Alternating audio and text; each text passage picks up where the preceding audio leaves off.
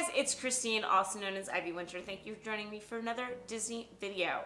I'm about a month out from my trip to Disneyland, and so it's really been on the brain. So you're probably going to see a few Disneyland related videos in the next couple of weeks, just as I'm planning and I'm thinking about it and all that good stuff. But of course, I'll still have Disney World planning videos as well. I will not abandon that. But Disneyland is exciting for me because, if some of you don't know, this is only my second trip to Disneyland ever. Even though I've been to Disney World many times, I've only been to Disneyland once before. It was 3 years ago with Rob. Rob plays that game, and we only had 2 days. And I'm going this year with my husband Peter, since we are traveling to a wedding nearby. And guess what? I only have 2 days. So I'm trying to do as much as possible in that time frame. And I know that 2 days is not super ideal, but I also know that it can be done. And this time I'm planning things a little bit differently. So I wanted to share with you my 2-day Disneyland itinerary, because the way that I'm touring might be different for someone else. And this is coming from the thought process of a Disney World vet. And so my planning is around the rides that I don't get to experience at Disney World and certain experiences that I want to have there that I can, and skipping rides that are in Disney World or that in general just don't really float my boat as much, and to really optimize my time.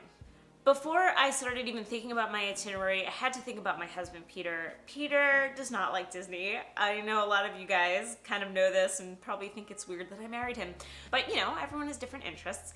And he was a good sport about going to Disney World also 3 years ago. It was his first time in many years. He had been there when he was a kid, and he didn't love it. It had nothing to do with Disney. He is not a person who, like, poo-poos Disney magic or anything like that. It was that it was just a theme park. He didn't like the heat of Florida. He did not like all of the people. He is not a patient man, so standing in line is not something that he loves to do, especially for a ride that's only a few minutes long. And I think that there are a lot of people out there who share this sentiment. So with that in mind, I'm trying to plan things that will make both of us happy. Obviously, I want to do things that I want to do and experience Disneyland in a certain way, but at the same time, I don't want to push him and go gung-ho and make him miserable because he's coming with me. To be fair, he was okay with this idea. It's not like I pushed it on him, I swear. But I have to think about him and the way that he would prefer to tour, as well as how I would like to tour, and kind of meet in the middle somewhere. He has never been to Disneyland ever. While he's been to Disney World, I guess 3 times now, he has never been to Disneyland, and he's actually pretty interested in it because I've tried to describe the differences, and I think that he's open-minded about it, and it's going to be really interesting. So, day 1, we are actually driving down from Simi Valley area, which is where we were going to be for this wedding, this cousin's wedding. Yes, it is. If you follow me on Instagram, you'll know we've been to a million weddings this year, and this is wedding number 6 of 7. It's getting a little nuts, you guys. Just when your friends are all getting married, just say no. Just say no. We're gonna drive down an hour, check into the Tropicana. Before I said that I was staying at the Red Lion, but I actually switched because Tropicana opened up some rooms, and they were literally right across the street. Pretty much the same price, same sort of amenities and all of that. And so we're gonna stay there. It's a 5-minute walk from basically security. So we're gonna drive down, check into the Tropicana, and I would like to be in the parks before noon, but I'm gonna be realistic and say that we're gonna be in the parks by like 1 o'clock. We are doing California Adventure as our first park because I believe there's more there that I feel I can skip than at Disneyland, and obviously there are more attractions in Disneyland, so I wanna have the full day for Disneyland, as we're gonna have, I guess you could almost say, like 3/4 of a day in California Adventure. We are getting Max Pass. It's really important to me and to him to not have to wait as long. So we're getting Max Pass for the both of us for both days. And we are prioritizing, in terms of rides at DCA, Guardians of the Galaxy, Radiator Springs Racers, Incredicoaster, and maybe the River Rapids. I can't even think of the name of them. Grizzly something River Rapids. Oh my gosh, I'm the worst. See, total Disneyland noob. I didn't get to ride that at all on my first trip, so I would like to try to put it in there. But that's only 4 rides that we feel like we really want to do.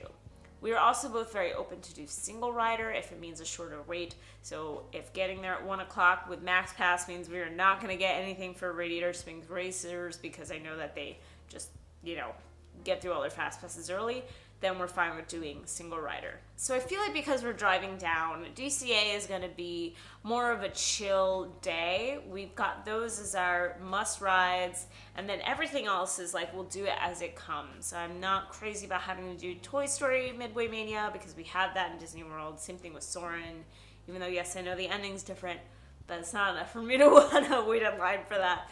So I think that DCA will be aiming for those rides, and Paint the Night, of course. I've been like dreaming of seeing Paint the Night again. I'm so excited. And then really just enjoying ourselves. We have dinner at Carthay Circle at 6:50, about 2 hours before Paint the Night. So we'll eat dinner and then find a spot for the parade. And the park closes at 10 p.m. that day, so it's not a late night. And I figured we can go explore downtown Disney. I almost called it Disney Springs. Downtown Disney, and check out maybe one of the bars in the hotels, Trader Sam's, or maybe some of the bars in like the Grand Californian or something like that. Carthay Circle is the only thing we have booked in terms of restaurants. We are still up in the air about lunch at DCA. If there are recommendations, I would love to know in the comments below. Could be quick service, could be sit down, either is fine.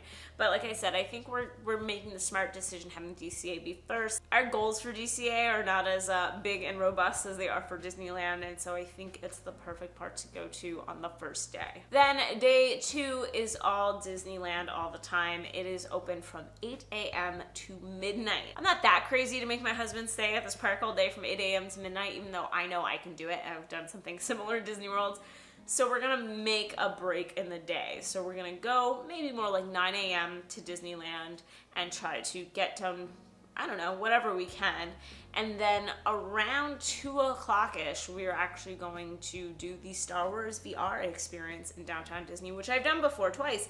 I loved it so much, and I think that Peter will love it. So I want to have him experience it, because I definitely think that's something that's like right up his alley.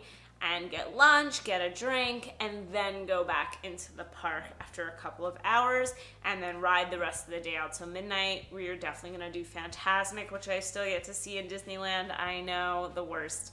Probably the second showing, because I hear it's less crazy. Gonna try to catch the fireworks. Just in general, try to do everything else that we hadn't done already earlier in the day. I'm skipping things like Alice in Wonderland, which I did do last time. Skipping things like Toad's Wild Ride, probably Roger Rabbit, like a couple of the dark rides that I just don't think Peter's gonna love, and for me, I've done them all at least once and I felt like that was good enough, especially because I'm so cramped on time. If I had 3 days, I would definitely just try to do everything, but since I don't and we have to really be mindful of optimizing 2 days, we're gonna skip those things, but obviously still do things like Small World, because I love Disneyland Small World. And, see all of the Halloween overlays for Haunted Mansion and Space Mountain and all of that good stuff. We do not have any restaurant reservations for Disneyland as of yet. We have gotten lots of recommendations from you guys on Twitter. Thank you for that. When I put that call out for like, where do I eat in Disneyland? I got so many recommendations, which is awesome. And then we probably won't actually stay to midnight. Let's be real. We'll probably cut out after Fantasmic, which will end around 11. And then again, probably just enjoy the downtown Disney area before we wrap up our entire Disney trip. 2 days is so short. I wish for Disneyland, I ideally would love 4 days. I feel like that would be a nice amount of time to take a slow pace and really enjoy everything. And maybe one of these days, it won't just be a short trip shoved into everything else. And then that's it. That's pretty much our itinerary for the 2 days. Getting 2-day tickets, not park hopper, obviously. And then we're going down to San Diego. And what's fun about that is we're actually going to take time to see the Coronado Resort, which is the famous resort that the Grand Floridian over in Disney World is based on. If you Google the Coronado Resort in San Diego, you will think you're looking at the Grand Floridian. That is how closely they designed that resort. So I'm very excited to see it from that sort of perspective, but also apparently it's haunted, so that's cool too. So we'll be doing all of that down in San Diego for the rest of the week.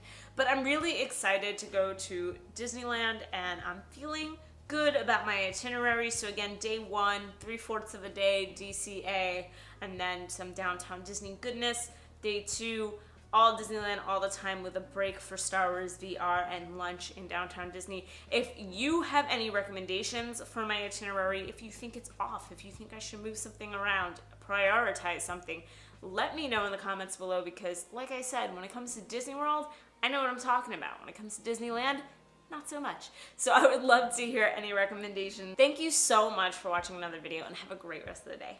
Bye.